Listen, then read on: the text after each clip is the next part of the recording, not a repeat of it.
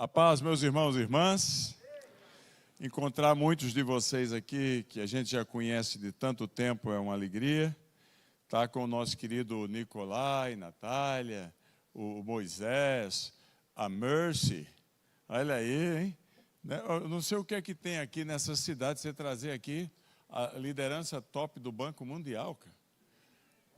Você trazer o indicado para o Prêmio Nobel da Paz. Tem alguma coisa nessa cidade que eu acho que eu vou mudar para cá.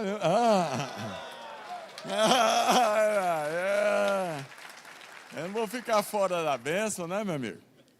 Muito bem. E olha, ontem eu conheci uma pessoa genial, o padre Irinei, que está aqui, é uma simpatia. Alegria vê-lo aqui, padre. Que alegria, viu? Olha aí, ele é o líder da comunidade ucraniana, aqui, católica, aqui da nossa cidade. Uma simpatia. Foi missionário na Irlanda, foi missionário no Reino Unido, trabalhando com desprivilegiados. E agora está aqui de volta. Uma maravilha de pessoa, né? Ontem tivemos uma conversa, houve uma afinidade grande e uma alegria. É uma bênção, graças a Deus. Alegria conhecê-lo, o padre. Muito bem, é uma conferência, então não é uma pregação. Tá? Aliás, pregador eu não sou mesmo. Então, é como se estivéssemos numa sala de aula, combinado? Porque o tema de hoje, eu vou pedir para começar a pôr aí, é um tema que não devia nem ser conversado, mas a igreja tem gasto muitos anos, na verdade, toda a sua história, fazendo essa pergunta muito importante. A pergunta é possível ser um bom crente, um bom cristão, um bom servo de Deus e ser bem-sucedido? Ser rico? Não parece ou ser muito influente? Parece que é uma pergunta que a gente não precisava nem fazer. Mas há muita conversa, muita divisão, muito posicionamento na história da igreja através dos 20 séculos de história, tentando responder essa questão. Então, historicamente, que é a nossa introdução a esse assunto, aqui é uma conferência de marketplace, é uma conferência, não é um congresso de avivamento, é uma conferência. A gente vai fazer essa pergunta: é possível ser um cristão verdadeiro e ser bem-sucedido economicamente? O que é que vocês acham? É possível ou não? Oh, vocês são suspeitos, né, minha amiga? Vocês são suspeitos. Mas a igreja tem respondido a esta pergunta-chave através dos séculos de algumas maneiras interessantes. Próximo slide. Porque a história da igreja revela uma coisa muito importante. Nos primeiros 4 séculos da igreja, o foco era simplicidade. O foco era partilha. A gente lê o livro de Atos, você lê o livro de Atos, você vê que em Atos 2, quando desce o Espírito Santo, haviam pessoas de 14 províncias romanas, 14 províncias. E os historiadores antigos, como Eusébio, como outros, eles, ao descreverem o que aconteceu depois com a história da igreja, eles disseram que as pessoas não tiveram pressa em ir embora. Aquelas pessoas, era tão novo que o cristianismo trazia, que resolveram ficar em Jerusalém. E a igreja os recebeu. Mas eles tinham que comer, eles tinham que viver. E aí começaram a vender tudo o que tinha. Se você ler o texto de Atos capítulo 2, versos 42 a 47, você vai ver que a marca da igreja primitiva, quando eles falam igreja primitiva, é aquela igreja que existiu até o 4º século, quando Constantino transformou uma igreja, que era uma igreja no estado da igreja do estado, em 312, 313 da era cristã. Até lá, então você lê Atos capítulo 2, toda a ênfase em Atos capítulo 2 é a igreja estar junto e tendo tudo em comum. Conhece o texto ou não? Tudo em comum. Eles partilhavam. Não é que não existiam pessoas e conversas sobre progresso e prosperidade, mas é que a necessidade levava a igreja a compartilhar uns com os outros tudo o que tinham. Além do mais, havia uma expectativa de que Jesus haveria de voltar muito, muito breve, que ele disse que não passaria aquela geração sem que ele voltasse. Evidentemente que ele estava falando a respeito da geração dos gentios. Lucas vai mencionar isso depois, não era a geração física ali. Então, mas o povo não tinha essa interpretação naquela ocasião. E a confiança na volta rápida de Jesus levava-os a não querer manter propriedades. Então, havia toda uma ênfase na simplicidade e na partilha. Qual foi o resultado disso? Porque se você lê Atos 5, você vê que num determinado domingo, no primeiro dia da semana, as pessoas vendiam suas propriedades e traziam lá o valor delas para ser distribuído entre todos. Essa empolgação sem discernimento, que foi boa para um momento, trouxe um problema muito sério. Qual foi o problema que trouxe? No final das contas, ninguém tinha mais nada para vender. E aí, uma igreja que tinha recursos abundantes no começo, porque 3.000 pessoas se converteram no primeiro sermão, da descida do Espírito Santo, 5.000 depois, milhares depois, milhares de fariseus, centenas de fariseus e saduceus se convertendo depois, diz o texto de Atos. Uma igreja que começou tão bem, teve que contar com oferta tirada, segundo os textos do Novo Testamento, de outras cidades, como foi Filipos, que é longe. Filipos é Grécia hoje, mas é lá na fronteira com a Bulgária.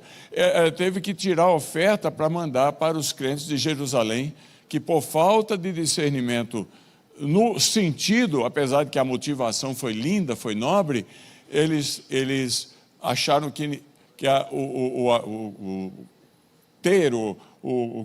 construir era oposto à vida de simplicidade e de distribuição e de partilha do cristianismo. Essa foi primeiro entendimento da igreja. Tudo bem até aqui ou não? Então, para a igreja primitiva, a resposta a essa pergunta era: nós temos que viver com simplicidade e partilhar tudo entre todos. É verdade que havia um homem chamado um pai da igreja, que hoje é um doutor da teologia da igreja, na perspectiva católica, chamado João Crisóstomo. Crisóstomos, no grego significa boca de ouro. Ele escreveu muitas homílias, muitos sermões que até hoje existem, tratando a respeito desse assunto. Então, não era uma posição unânime, mas essa era a realidade. Era que a igreja deveria, os crentes, os cristãos, deveriam partilhar aquilo que tinha. Ninguém tinha mais nada para vender depois de 4 séculos. Estava todo mundo pobre. E começou uma dependência de outros. Aí vem Constantino, todo mundo sabe como é que ele teve a visão da cruz, na véspera da grande batalha que estabeleceu-se como imperador em 312, a sua mãe Santa Helena, uma maravilha de pessoa, um evangelista, uma construtora de templos, foi até a Palestina construir o templo do Santo Sepulcro. É uma história muito bonita. Quando ele torna a igreja, primeiro com um edito de tolerância de 313, depois com o prestígio que o cristianismo ganhou, tornando-se a religião do imperador, embora os templos pagãos continuassem, mas sem grande relevância, aconteceu um problema. A igreja, de repente, se tornou rica. A igreja que não tinha nada, agora ela tinha o Estado com ela, tinha riqueza. Começou a se tornar rica. E esse período é chamado período da Idade Média, que vai do 4º século, após a igreja transformar-se na igreja do Estado, até a Reforma Protestante. Mas não era uma atitude de consenso, porque 2 grandes homens discutiram esse assunto e trouxeram modelos maravilhosos nesse período. Porque há 2 períodos nesse. Então a igreja começou a enriquecer. Muito ouro, muito dinheiro, muito prestígio, muita política, grandes famílias naquela época, como lá em Firenze, como em Veneza, começaram a brigar por poder dentro da igreja, e como acontece no nosso meio. Não é só no meio ortodoxo, que era uma boa parte daquela época, ou no meio católico. Acontece, onde há muita gente, há muito dinheiro, a corrupção se estabelece. Mas havia os votos discordantes nesta época respondendo essa pergunta, em particular 2 homens de grande valor, que influenciam a gente até hoje. Um deles chamava-se São Bento de Núrcia, na Itália. Em 529, ele fundou a ordem beneditina, no primeiro avivamento monástico da igreja cristã. Foram 2. E nessa primeira fase ele estabeleceu uma reação à igreja indo para o outro extremo, de opulência, de riqueza imensa, de ouro para todo lado, de prestígio, de política, de querer dominar todas as coisas. Ele criou uma ordem lindíssima chamada a Ordem Beneditina, que existe até hoje. Essa é a ordem, São Bento, e que é baseada em 2 palavras, que é orar e trabalhar. Influenciou o cristianismo no mundo inteiro. Era uma voz discordante e uma voz profética na igreja, que é a ordem beneditina, que fundou o famoso mosteiro de... aquele bombardeado por Hitler, lá na... como é que chama? Monte Cassino, na Itália. Ele é o seguinte, os monges beneditinos, a ordem deles diz que influenciou todas as outras. O dia tem 24 horas, 8 horas você dorme, 8 horas você trabalha e 8 horas você tem a sua devoção e o seu estudo. Olha que coisa maravilhosa. Até hoje é muito popular e nós faríamos muito bem em copiar essa divisão. Depois, no 12º século, a igreja continuou suas lutas, é chamada da Idade Média. Alguns historiadores chamam de Idade das Trevas, mas aí é uma expressão preconceituosa. Mas no 12º século aparece o segundo homem nessa fase, que respondeu o questionamento com outra visão alternativa. Foi São Francisco de Assis. Ele, filho de um advogado, um homem muito rico, que queria que ele fosse lutar, porque as cidades eram cidades-estados. Então ele recusou-se, ele disse: eu sou soldado de Cristo.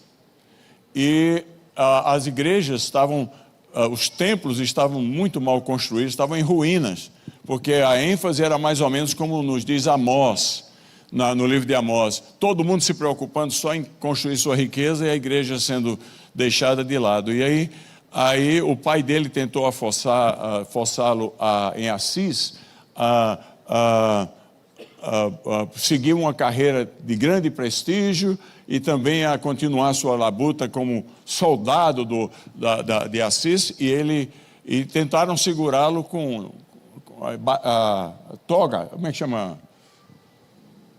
Antigamente, a túnica, e ele saiu correndo, tiraram, ele e 7 amigos dele saíram correndo nus pela cidade. Pensa na cena.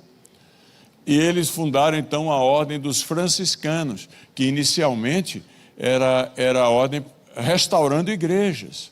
E fizeram seu voto de pobreza, todo mundo conhece as músicas, a gente canta daquela época, e o irmão Sol, o irmão Lua, todas aquelas coisas, e influenciaram muito a criação as primeiras ordens femininas na igreja. Mas eles foram uma alternativa. Eles defenderam o voto responder à pergunta dizendo: temos que ser pobres, voto de pobreza como forma de discipulado radical. E a solidariedade cristã, segundo eles, naquela época, respondendo a esta pergunta, na pobreza de Cristo, que se fez pobre por amor de nós, é o que garantiria a espiritualidade da igreja. Com o passar dos séculos, essa luta continuou. Está interessante a história aqui ou não? Ela continuou e os católicos têm uma maneira diferente da gente de renovação dentro da igreja. Nós renovamos a igreja criando outra.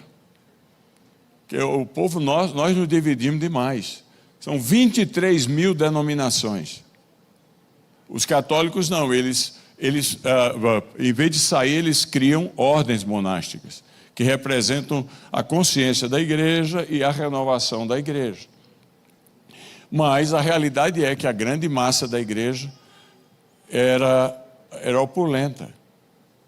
E foi isso que gerou a reação de Lutero, que vem a terceira frase, porque havia um cardeal chamado Tetzel, que andava vendendo as indulgências pela Europa e dizendo que não importava, quanto mais, mesmo que você tivesse pecado, o maior dos pecados mortais, se o seu dinheiro, a moedinha batesse no fundo do saco, você estaria perdoado e livre do purgatório. Então, Lutero não podia aceitar isso, ele criou então a terceira fase. Aí vem a Reforma Protestante, no século XVI, e vai tradicionalmente, embora todos nós, a grande maioria nossa aqui, somos herdeiros da Reforma Protestante, somos protestantes, na verdade ela hoje é quase que vista como o ápice dela até o século XX, que agora tem um outro chamado o neo-carismático e etc., ou chama-se evangélico, coisa assim. Mas o protestantismo é melhor ser narrado em dois nomes, Lutero e Calvino, e em duas expressões, porque eles responderam a esta pergunta: pode o cristão ser rico e ser um bom cristão? Eles responderam essa pergunta com duas palavras, que se tornaram o fundamento do capitalismo moderno, segundo Max Weber, que foi um sociólogo alemão de 1860 até 1920, que escreveu a ética da economia protestante, e é conhecido no mundo inteiro. As duas palavras são trabalho e mordomia. Então, quem não trabalha, não coma. Agora, tudo que você produz, que seja investido para produzir mais, isso é mordomia. E gerou, com o passar dos tempos, uma chamada ethos protestante, que é o trabalho como serviço a Deus, ajudando a formar uma visão positiva do trabalho, da poupança e do investimento. Há até livros escritos sobre a realidade de que um diferencial protestante da visão econômica é exatamente o reinvestimento e o crescimento e a riqueza e o trabalho. Então, há um livro escrito por um homem chamado Émile de Lavallée, um francês, um sociólogo francês, que escreveu em 1875 um livro só sobre este assunto. E é muito interessante o que ele escreveu, bem como o que Max Weber, que se tornou um pai do capitalismo moderno, pelo menos a nível teórico, escreveu a respeito do ethos protestante da prosperidade. Então, terceira fase, para o protestante histórico, não há problema nenhum em você construir, desde que você seja mordomo e entenda que o máximo que nós somos do que nós temos nós somos os administradores, porque tudo é dele e para ele. Bom, na 1900 houve uma mudança no mundo, pelo menos no mundo protestante, porque no mundo católico foi só a partir do chamado Concílio Vaticano II, que já é na década de 1960. O que é que aconteceu nesse... está ali, né? É a chegada do evangelicalismo, que aí é a chamada... que hoje representa, dos 900 milhões de protestantes no mundo, representa mais ou menos no mínimo, uns 300 milhões, e com muita influência, que é a chamada teologia da prosperidade, onde a ideia, e que consome muitas pessoas por aí fora. A ideia é a seguinte, na teologia da prosperidade, é que Deus deseja que todos prosperem. Evidentemente que Deus deseja que todos nós prosperemos. Faz sentido ou não? Porque Deus não tem nenhum interesse na miséria. O problema é que o foco do evangelicalismo é prosperidade econômica, como um fim em si mesmo. E aí você transforma Deus em seu escravo. Porque aí começam afirmações que são tudo menos bíblicas. Eu determino isso, determino aquilo, eu quero isso, eu quero aquilo, como se Deus fosse empregado da gente para dar a gente alguma coisa para satisfazer os nossos desejos banais. Então, não tem muita lógica. Na Bíblia, Deus deseja a prosperidade de todos nós. Mas o fundamento bíblico da prosperidade é Josué capítulo 1, versículos 7 a 9, onde diz assim: não cesse de falar deste livro da lei, da Bíblia. Antes, medita nele de dia e de noite. Segunda coisa, fale dele, medite nele. Terceiro, para fazer tudo quanto nele está escrito. É a prática cristã. Então você estuda, você medita e você pratica. Aí vem a promessa: então farás prosperar o teu caminho e serás bem-sucedido. Deus está muito interessado em que a gente seja ótimo cristão. E aí ele promete que se a gente for um ótimo cristão, não tem jeito. A graça do Senhor vai nos abençoar. Mas esse grupo por aí afora de mau testemunho e que fica usando o nome de Deus em vão, é uma praga para o cristianismo. Porque transforma Deus em escravo do ser humano. Isso ele não pode aceitar. Então, essa é a realidade que acontece. Está um escândalo. Porque, na verdade, no cristianismo, eu só sou bem-sucedido mesmo, segundo a Bíblia, se os outros melhorarem como resultado do caminhar comigo. E na teologia da prosperidade, quem se dá bem é sempre a gente. Os outros que se lixem. Então, isso é tudo menos o que Jesus Cristo ensinou. Tudo bem até aqui ou não? Não é interessante a gente entender essa dinâmica? Então, eu, como protestante, gosto demais da ideia da ética do trabalho. Quem só coma se você trabalhar, a não ser que seja uma situação extraordinária. Viva daquilo que você produz e invista nos outros, seja mordomo. Parece-me ser uma coisa boa. Agora, como é que a gente busca o equilíbrio nisso aí? Se tem tantos posicionamentos, ninguém dormiu ainda não, gente?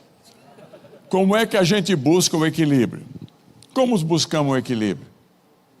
O equilíbrio vem de Romanos capítulo 11, que é maravilhoso para a gente como empresários e empreendedores que estamos aqui. É maravilhoso, porque lá diz assim: porque dele, por ele, quer ver? Ler comigo, vamos lá. Porque dele, por ele, para ele são todas as coisas. Glória, pois a ele eternamente. Pronto. O equilíbrio vem no entendimento de que o que temos e o que somos, na verdade, é tudo delegado. Na verdade, não é nosso. Olha as preposições do texto aí. Olha o que é que o texto nos diz. O texto diz assim: primeiro, porque dele. Deus é a origem de tudo. Dele, é dele. Dele. O que você tem alcançado como resultado da sua capacidade, da sua experiência, do seu esforço, é maravilhoso. Mas, na verdade, quem lhe deu a capacidade, quem lhe deu a inteligência, não é inerente em você. Deus deu para que você produza para o bem da sociedade, para o bem dos seus, em primeiro lugar, mas para o bem de outros. Então, porque dele, para ele, seja todas as coisas. Ele é a fonte da vida, o início de toda existência, de todo propósito, de toda graça. Porque desde o princípio, criou Deus os céus e a terra. Tudo é dele. Segundo, por ele. Deus é quem sustenta tudo. Ele não somente tudo é dele, mas ele sustenta tudo pela palavra do seu poder, diz a Bíblia. Foi Paulo lá na Grécia falando para os sábios da Areópago que disse: olha, os teus sábios, pagãos, estão dizendo uma coisa boa aí. O que é que estão dizendo? Atos 18, que nele vivemos, nos movemos e existimos. Atos 17.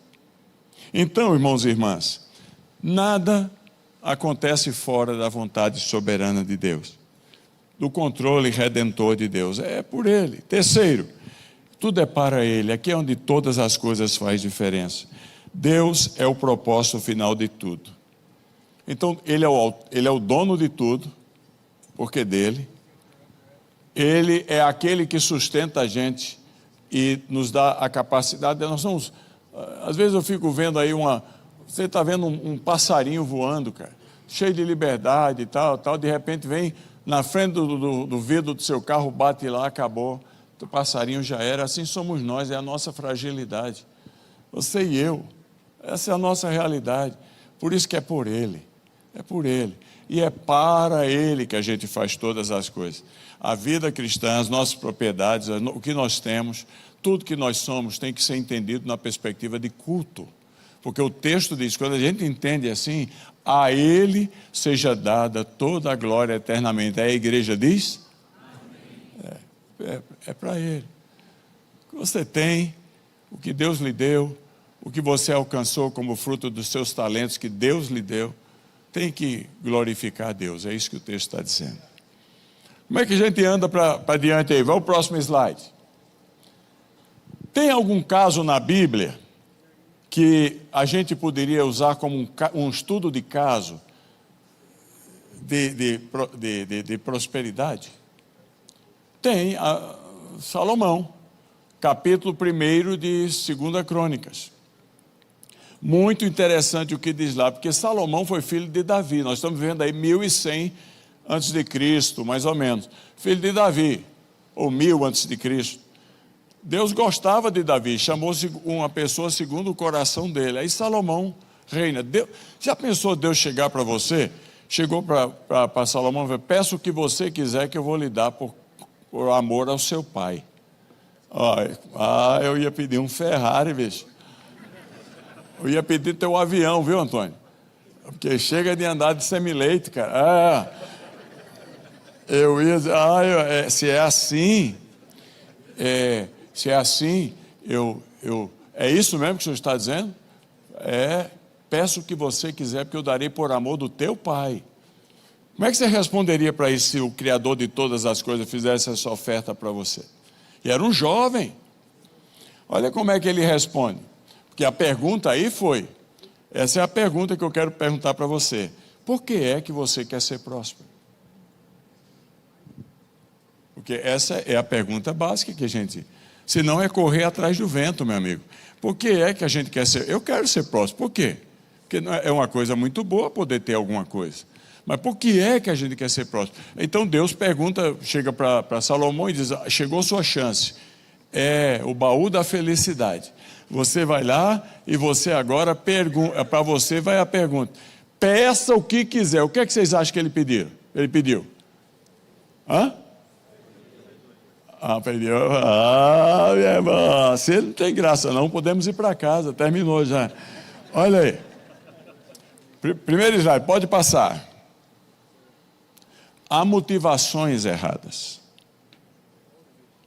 As normais, que o texto de 2 Crônicas, capítulo 1, diz que a resposta dele, que eu vou deixar depois, produziu uma surpresa tão grande que o texto hebraico é interessante. Deus não é pego de surpresa por nada, mas para que a gente aprenda como isso, em certo sentido, entre aspas, surpreende na expectativa humana, aquilo que todos nós pedimos a Deus, quando Ele dá a resposta, me dá sabedoria, me dá conhecimento e uma capacidade de ser um bom juiz do meu povo. Deus diz, não é possível que eu estou escutando isso. Por quê? Porque Ele diz, porque todo mundo que vem para mim, olha o que é que pede. Não é Pluto da Disney Pluto.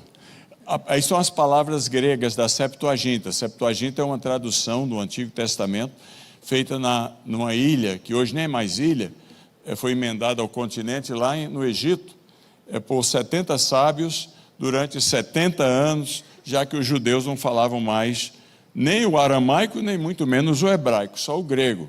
Então, a comunidade judaica de Alexandria pediu ajuda a Jerusalém, eles mandaram 70 sábios, em 213 a.C., e traduziram em 70 dias o Torá, os 5 primeiros livros, depois traduziram o restante da Bíblia para que os jovens pudessem ler a Bíblia em grego. Então, em grego, que é uma tradução maravilhosa, chamada, daí vem o nome Septuaginta, as palavras que são usadas são essas aí. Deus diz assim para Salomão, as pessoas, respondendo à pergunta, por que eu quero ser próspero? Elas, em geral, dizem que, em primeiro lugar, porque eu quero riqueza. Não é o que está dito lá no texto? Se você observar aí, eu tenho até ele aqui, olha, eu vou ler para você aqui. Deus diz, peça o que você quiser, por amor de seu pai. Salomão diz assim, então me dê sabedoria e conhecimento, para que eu saiba conduzir-me à testa deste povo, pois quem poderia julgar este grande povo? Disse Deus a Salomão, porque foi este o desejo do teu coração e não pediste riqueza, bens, honra, nem as mortes dos que te aborrecem, nem longevidade, mas sabedoria e conhecimento, para julgar o povo, sobre o qual te constitui rei, eu vou te dar tudo isso e vou te dar as outras coisas também. No geral, por que é que a gente quer ser próximo? A nossa resposta não é para que a gente ajude os outros. É porque nós queremos para a gente mesmo. E é a realidade. E aí o texto diz aí, Deus diz assim, você não pediu riqueza, a palavra é plutos. Plutos no grego não é a riqueza objetiva, de você abrir a conta bancária e ter lá. É aquele negócio de comer, como é que chama? Comer presunto e arrotar o quê? O peru, não é isso? Não é uma coisa assim? É a aparência. É o cara que não tem muita coisa e entra em dívida para ter um Rolex. Eu tive 5 Rolex, tenho que confessar. Mas eu comprei cada um por $1 na entrada da cidade proibida na China e funcionou por 15 dias, cara. Era uma maravilha, porque o Rolex pesa lá meio quilo, aquele monstro. Mas o meu pesava umas 50 gramas. Mas tinha 2 ponteirinhos. Ia para lá e para cá e eu via a hora por 15 dias, até quando parou. Mas olha, a motivação normal das pessoas, quem sabe de alguns de nós aqui, por que é que a gente quer a prosperidade? É porque nós gostamos muito dos sinais externos de privilégio. O mundo caminha em cima disso, as roupas de caríssima marca, são os carros, você não se importa, você bota para torrar, você gasta o que tem, o que não tem, o importante é que os outros vejam você daquela maneira.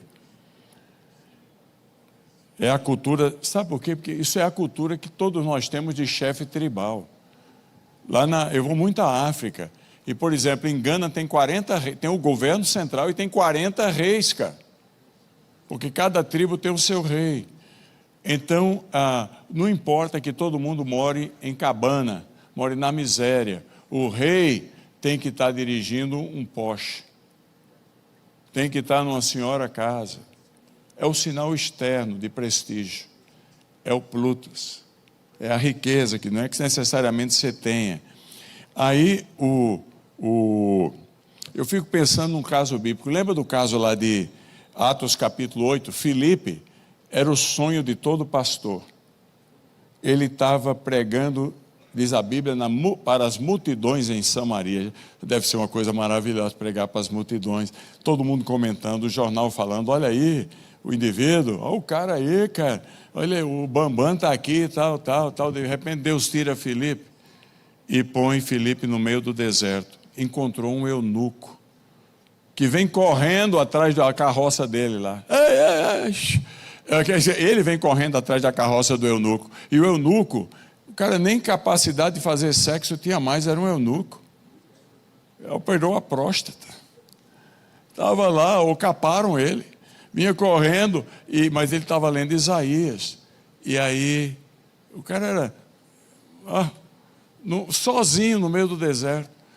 E lendo em voz alta um texto, o Filipe vai, explica para ele. Interessante.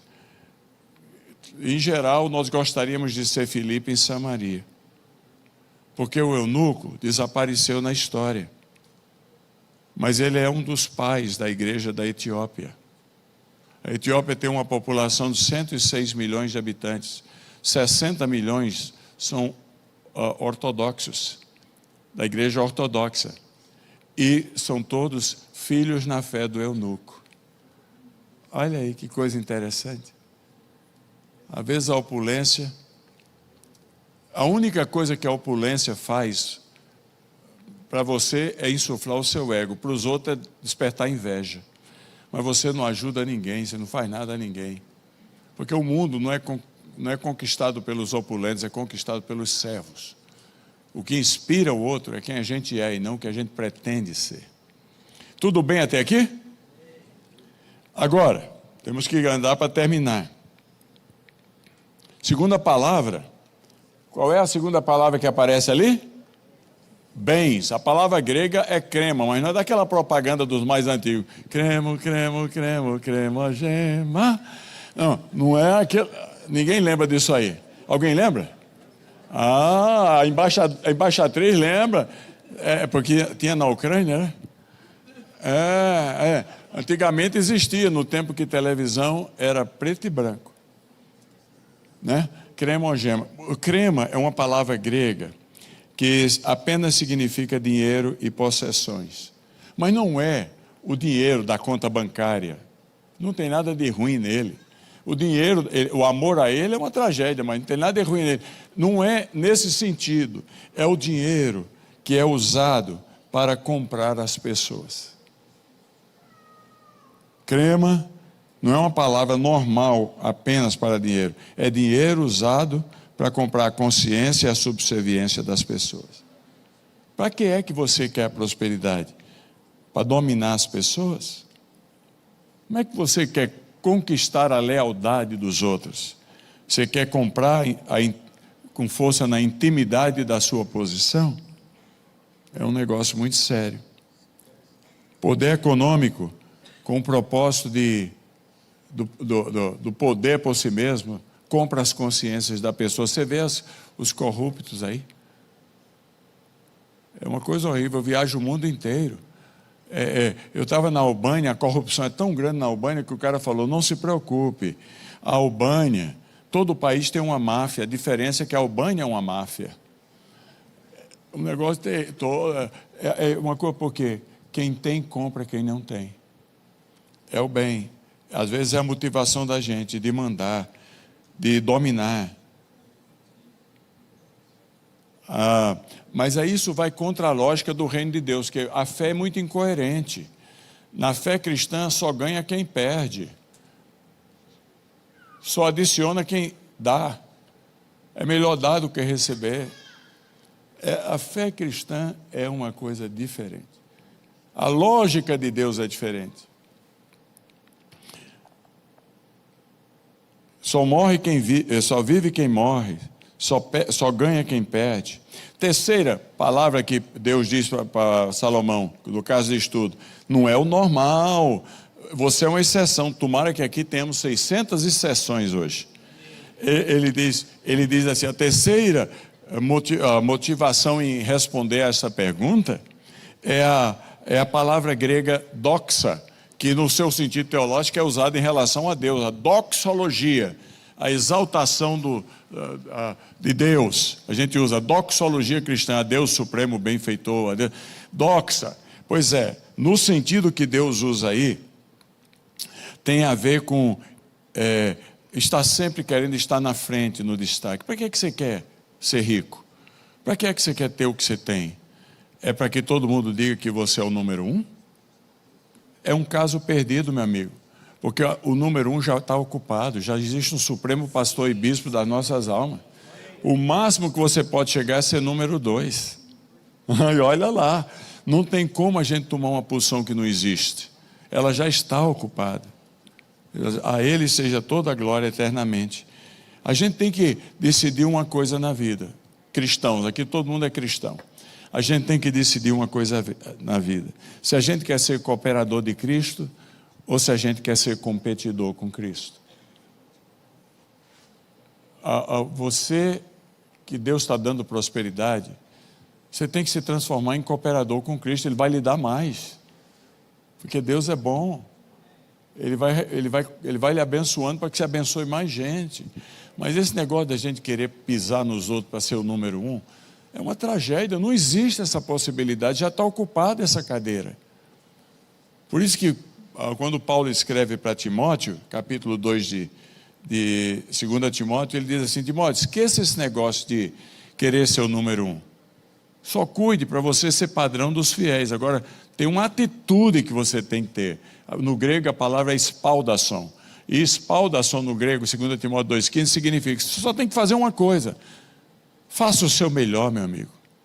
Se você fizer o seu melhor, o Pai vai estar satisfeito com você, você vai crescer. Faça o seu melhor.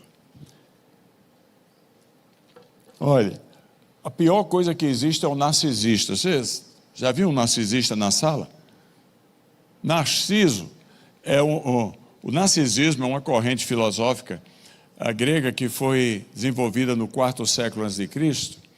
e ele é baseado numa lenda. Diz que havia um jovem de 16 anos muito bonito chamado Narciso, que um dia ele estava caminhando pela zona rural, pelos prados, e ele viu um lago com águas paradas, cristalinas, transparentes, e não tinha espelho naquela época. Quando ele chegou lá, meu amigo, ele foi tomar um pouquinho, a água deve ser boa. Quando ele abaixou, ele viu o rosto dele, ele se apaixonou por ele. Nunca conseguiu amar ninguém a não ser a si mesmo. E tem muito narcisista em nosso meio. O cara quer ser sempre a última resposta, é o bambam do pedaço, é a cereja do bolo. Você já esteve numa sala com um narcisista? O A desaparece. Quando você pensa em dar uma opinião, ele já sabe tudo. É quem controla tudo. Tenha paciência, vai chupar meia. O narcisista é terrível. Nunca casou. Sabe por que ele nunca casou? Porque ele se amava tanto a si mesmo que nunca conseguiu se apaixonar por ninguém. É ele e só ele. O narcisista rouba o ar da sala. Então você tem que fazer a pergunta: quem manda aqui? O Deus Altíssimo no meu negócio ou eu mesmo? Aí o texto continua falando: a morte dos que te aborrecem. A gente gosta quer prosperidade para acabar com as críticas, que é duas palavras gregas. Gente, está muito cansativo ou está razoável? Porque as duas palavras gregas que aparecem aí são muito interessantes. Uma delas é de onde vem psicologia, psique. É uma reação mental a hipenotel, no grego, que significa crítica dos outros, os que me aborrecem. Porque parece que a gente gosta de querer ter para que os outros parem de falar mal da gente. É impossível, meu amigo. E o texto diz que é tão difícil a gente aceitar críticas que a gente deseja que os outros morram. Eu quero é que você morra, infeliz. Vai criticar outro. Uma das maiores provas de espiritualidade é a capacidade de ouvir os outros. Aliás, eu fui diretor de uma universidade há 17 anos em Nova York. E nós tínhamos o sistema de avaliação 360 graus. Eu era avaliado pelos alunos, eu avaliava os alunos, eu era avaliado pelos funcionários, eu avaliava os funcionários, eu era avaliado pelo corpo de professores que eu dirigia, nos programas de doutorado, eles me avaliavam, saía cada cacetada, e às vezes você ia para casa dizendo: eu quero é morrer. Mas faz parte, você cresce. Agora, desejar a morte de quem lhe critica é de lascar. Se bem que tem uns que seria melhor morrerem mesmo, né? Olha, a parte mais difícil, eu escrevi uma coisinha aqui. A parte mais difícil para o cristão é a aceitação e o bem-vindo às críticas e diferentes opiniões. A gente quer, na verdade, a obediência cega. Quando a gente só tem a obediência cega, a queda é muito mais complicada. Muito mais complicada. A gente gera uma moral lá embaixo no grupo que a gente lidera. A gente quer obediência cega, lealdade absoluta. E quando alguém critica a gente quer. Se você for cristão, então, crente, você diz: é do maligno. O maligno da quê? E às vezes é apenas uma observação sincera a uma necessidade não suprida. Entendeu? Você não melhora porque não ouve os outros. Por fim, dentro das expectativas normais da resposta à pergunta, o texto diz: é longevidade. Não diz o texto? O que é que a gente quer ser próximo? A gente quer ser próximo porque deseja longevidade. Quem somos nós para acrescentar 1 minuto à nossa vida? Se a gente não pode acrescentar 1 segundo à nossa existência, que longevidade é essa que a gente quer ter para acrescentar? É a longevidade da nossa permanência e controle. é a minha reputação, é a minha herança. É tudo muito importante, o nosso legado. Tudo é muito importante, mas não é crucial. Não é uma coisa dizendo assim, você acabou com a vida se você não tiver. Passar o bastão, treinar pessoas novas, é uma necessidade que nós temos. Eu lembro que, porque a gente permanece, mas ainda tem 20 minutos, cara. Puxa vida, vocês são... Eu vou parar. Eu não tenho mais nada para falar aqui, estou terminando. A gente permanece nos outros. Alguém me perguntou, nós temos 500 mil jovens da rede que a gente tenta influenciar. Eu sou um velho, eu tive câncer, tenho um pé menor do que o outro. Luizinho falou para eu comprar um sapato que pesa 3 quilos aqui. Eu tenho um pé 40, um 43, tenho tantas limitações. E a vida, e aí eu sei que eu não sou o que os outros pensam que eu sou. Como você sabe também, que é bom que os outros falem que você é, porque faz bem para o ego, mas você sabe que a gente não é tudo o que os outros pensam que a gente é. Mas aí o pessoal pergunta, por que você gasta tanto tempo com jovens? Porque eu estou indo, meu amigo. Eu daqui a 1 ano e meio faço 70. Não parece, eu sei que vocês pensaram que eu tinha 40, mas eu vou fazer 70. Eu não tenho muito. 72 é a média do homem brasileiro. Daqui a 3 anos e meio eu vou estar acima da média se eu estiver vivo. Estou no plus, estou no profit. Essa é a verdade, está certo ou não? E como é que a gente permanece? A gente permanece na longevidade nos outros. Nos outros. A Bíblia diz que os velhos terão sonho. Porque o que é que sobra para a gente? É sonhar, o tempo já foi. É uma rede preciosa para deitar. Sinfonia dos Pardais, não é não? O Majestade e o Sabiá. Então, o tempo já foi. A única maneira da gente deixar de cair na irrelevância, na velhice, primeiro, se você tiver produzido na sua vida ao ponto que a velhice se torna seu meio mais útil. Você já não tem muita coisa para se preocupar, mas você tem a credibilidade. Aí você se torna mais útil, segundo a escola de business da Harvard. Eles falaram agora uma coisa que eu fiquei muito feliz, que a fase mais produtiva de qualquer pessoa que termina a vida bem é de 65 a 80 anos de idade. E eu dei tanto glória a Deus. Mas aí já foi uma presunção da minha parte, achar que eu vou terminando bem. Os outros é quem tem que dizer. Porque relevância é sempre aos olhos do outro. Mas se os outros não deixarem você em paz, é porque você terminou bem. Só que aí a pessoa não tem mais responsabilidade com orçamento, com hora. É só comunicar o que você construiu na vida para os outros. E aí as pessoas perguntam, por que você investe tanto nos jovens? Eu falei, porque eu estou passando. E a única maneira de eu continuar vivo é neles. Porque os velhos só têm sonho, os jovens é quem tem visão. Então por que a gente se esforça para ajudar a nova geração? É porque eles vão continuar sendo a gente quando a gente não estiver mais aqui. É maravilhoso. Eles vão ter suas características básicas, mas tudo que você sonha, seu tempo está passando, meu amigo.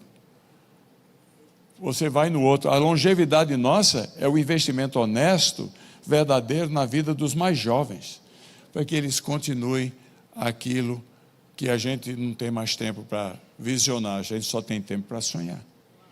Não é legal? É uma coisa maravilhosa. Mas aqui, só para dizer assim, longevidade. Eu tive um acidente, meu carro capotou 3 vezes, ali na Castelo Branco. Eu tenho 3 filhos, 3 noras, 9 netos. Você sabe o que é o carro capotando, que uma motocicleta entrou na minha frente, à noite, 9 da noite, eu ia a 120. Um caminhão à direita, moto atrás dele, do caminhão, de repente puxou a moto, passou na minha frente. Eu puxei para a esquerda para não pegar o motoqueiro, tinha um desnível, quando puxei para dentro, reflexo incontinente, quando puxei para dentro, o pneu perdeu o controle, capotou, foi perda total, eu não entendo como é que eu sobrevivi, cara. Mas em questão de segundos, eu vi naquele lá, claro na minha mente, a minha esposa, de 45 anos, de casado, os meus filhos, os meus netos. E uma oração que eu fiz naquilo lá. A oração que eu fiz, eu lembro dela, mas eu nem sei se eu fiz, mas eu lembro. A oração, porque numa situação dessa, você não depois uma mão em cima, como se fosse parar, amassado aquilo lá, porque o carro foi perda total. A oração foi assim, eu dizendo a Deus, me dá mais uma chance. Me dá mais uma chance.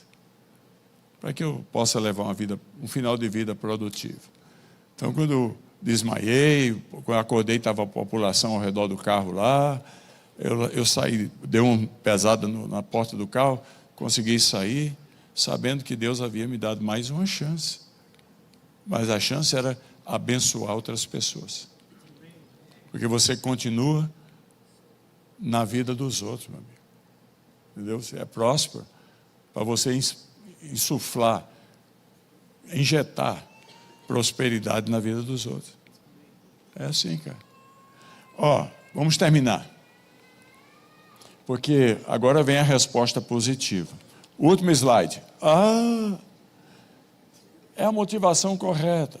Porque ninguém vai ver isso em você a priori. É a sua motivação, uma parte não vista. Quando Deus diz para Salomão, peça o que você quiser. O que surpreendeu? Nada surpreende Deus, é para o nosso ensino. Foi para que a gente hoje entendesse como é inusitado o que Salomão decidiu lá. Salomão diz assim, só quero 3 coisas. Me dá sabedoria, me dá conhecimento e me dá equilíbrio. Isso é maravilhoso. Porque a palavra sabedoria é a palavra Sofia.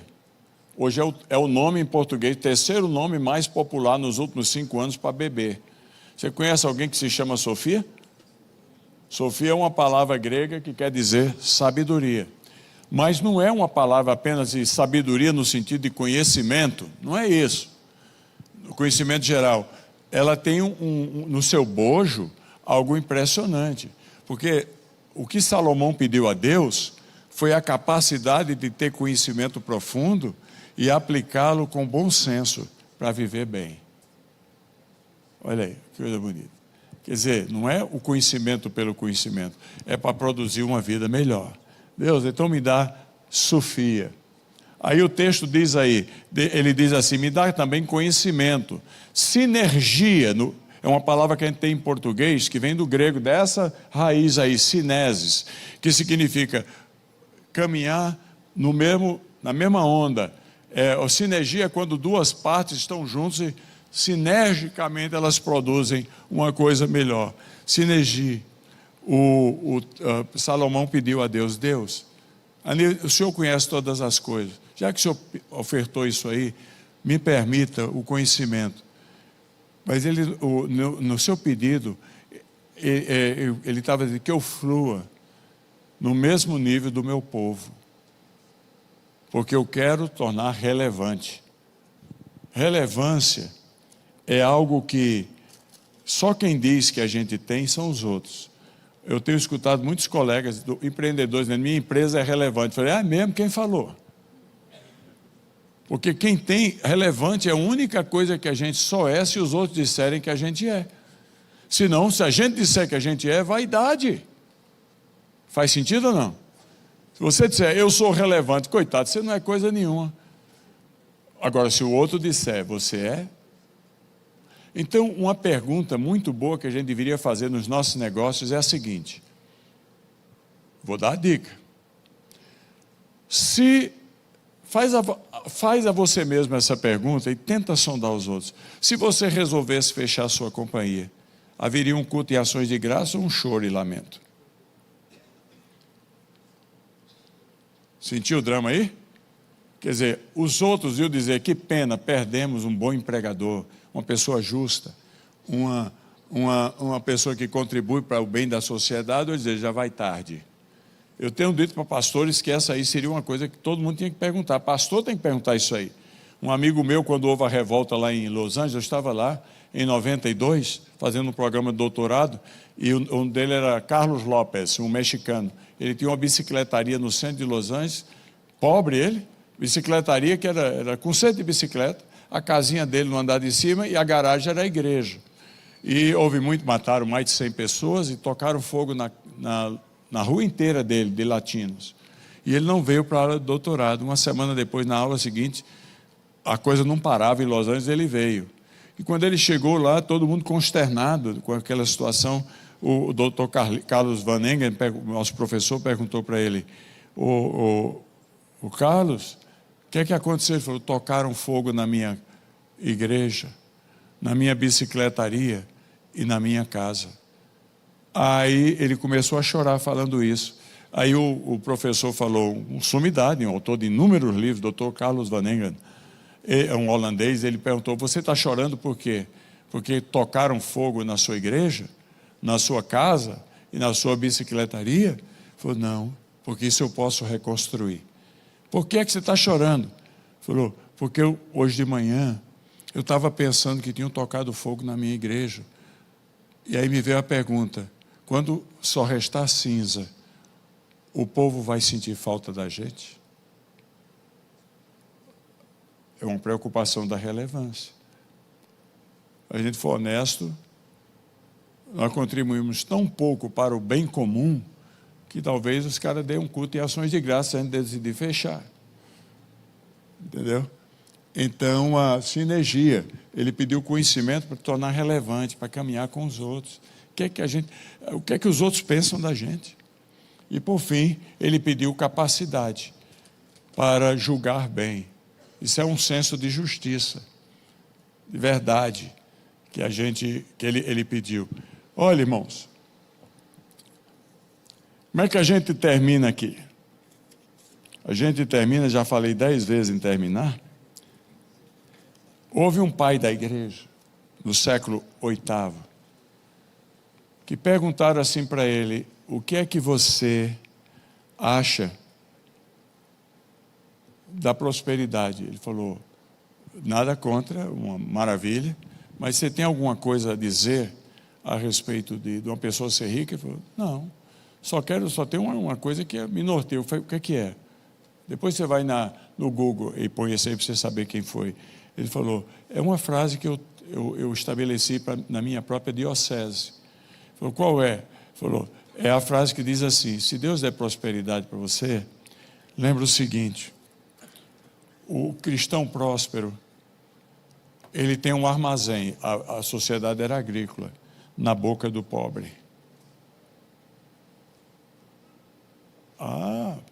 Então, a Bíblia fala que João Batista começou a pregar e vieram muitas pessoas conversar com ele. E aí um deles vieram, naquela época, quem tinha 2 túnicas tinha muita. E chegou lá os ricos, que tinham 2 túnicas, chegaram para João Batista. Como é que a gente prova que a gente se arrependeu? João Batista falou, cuide muito bem dos seus. Que mantenha o suficiente para todo mundo de vocês, que a gente cuida primeiro dos da casa. Mantenha muito bem os seus. Mas quem tem 2, você não precisa da segunda. É muita. Você ajude quem não tem. Quer dizer, Deus nunca nos convidou, a não ser que seja um caso extraordinário ministerial, a um voto de pobreza absoluta, como regra geral para o cristão. Pelo contrário. Mas Ele convidou a gente a aprender a dividir. Meu filho, eu tenho um filho que Deus está abençoando com prosperidade, mas passou por muitas dificuldades. E, graças a Deus, meus filhos me consultam sempre. Quando eles foram casar, namorar, todos os 3 quiseram que eu conversasse com os pais das namoradas para saber se eu aprovava o namoro. Parece idade média, meu amigo. Mas eu dei graças a Deus. É uma benção, sinal que, né? Sinal que a gente tem sinergia. Mas aí Timóteo chegou para mim e falou, pai, eu não tinha nada, agora as empresas estão indo bem, que conselho o senhor me dá? Falei, meu filho, primeiro, você é jovem, então meu conselho para você é o mesmo de Paulo para Timóteo, mantenha a sua integridade. Não jogue fora, em troca do que você tem, para você ter mais, aquilo que faz você olhar no espelho e ser feliz com como você é e quem você é. Porque Agradar a Deus é poder deitar no espelho e dizer: hoje eu só fiz o que Ele quis que eu fiz. Fiz o meu melhor. A parte dos erros que a gente comete, naturalmente, o meu melhor eu fiz. Deve ser maravilhoso poder deitar no travesseiro e dizer: hoje deu certo. Porque quebrar esse núcleo central da vida da gente, que é o de valores, integridade é o núcleo do nosso caráter. É quem define a gente, quem a gente é. Então, se todos nós começarmos a caminhar nisto, o nosso mundo individual de influência melhora. Filho, nunca negocie quem você é. Segundo, se torne o melhor possível naquilo que você é. Estude bastante. Procure saber tudo o que está acontecendo. Se dedique, porque a excelência agrada a Deus. O relaxo desagrada a Deus. Deus é excelente. Então faça o seu melhor. Terceiro, continue buscando resultados, porque estabelecer metas, alvos, é parte da boa gerência. Só o tolo não faz isso. A mesmice mata qualquer entusiasmo. Então, ponha alvos, estude o mercado, ponha alvos para a sua companhia, progrida, duplique essa empresa, triplique, vá para frente. Ah, pai, muito obrigado. Mas tem uma coisa. Qual é? Nunca esqueça dos pobres. Nunca esqueça dos pobres. Porque um dia, quando a gente estiver diante de Jesus, Ele vai olhar para as ovelhinhas dele e vai dizer: venha, servo bom e fiel, foste fiel um pouco, sobre o muito te colocarei. E a ovelhinha, que faz por amor a Cristo e não para apresentar um currículo diante de Cristo, vai dizer: é para mim? Falou: é. Mas por que é para mim? E Jesus vai dizer: porque eu tive fome e me deste de comer, eu tive sede e me deste de beber, eu estava nu e me vestiste. E a ovelhinha vai dizer: mas o senhor tem certeza que a gente fez isso? Que quando a gente reconhece o bem maior, que é Deus em nós, é o perdão, é a reconciliação, é a salvação em Cristo, o resto é tudo por amor a Ele, porque dele, por Ele e para Ele são todas as coisas. E aí Jesus disse: mas quando é que eu fiz isso? Jesus diz: quando você fez a um dos pequeninos, os desprestigiados, o que a sociedade quer ver morto, que não presta nada para eles, aqueles lá vocês fizeram a mim. André, na Bíblia, um dos apóstolos, chegou para Jesus, chegou para os outros apóstolos e falou: queremos ver a Jesus. Pois é, você quer ver a Jesus? Segundo Jesus, toda vez que a gente faz algo cruzando a linha do conforto para o desconforto, para ajudar os menores, fruto da prosperidade que Deus nos deu, por amor a Cristo, e a gente recebe um abraço de um desprestigiado, um sorriso, é o abraço de Jesus, é o sorriso. Eu quero ver a Jesus. Pois é, uma palavra de gratidão de alguém que é ajudado, é Jesus dizendo para a gente indiretamente: venha, servo bom e fiel, foste fiel no pouco, sobre o muito te colocarei. Aquele sorriso que emociona, estou ficando emocionado, é maravilhoso, porque é o sorriso de Jesus dizendo: tive fome, me deste de comer, tive sede, me deste de beber, estava nu e me vestistes. A nossa ética tem que ser diferente, meu irmão. O cristianismo é a religião, não é do ganho, é da perda, por amor a Cristo. A gente perde ganhando e a gente ganha perdendo. Não esquece disso. A gente ajuda os outros. Que Deus nos ajude. Amém.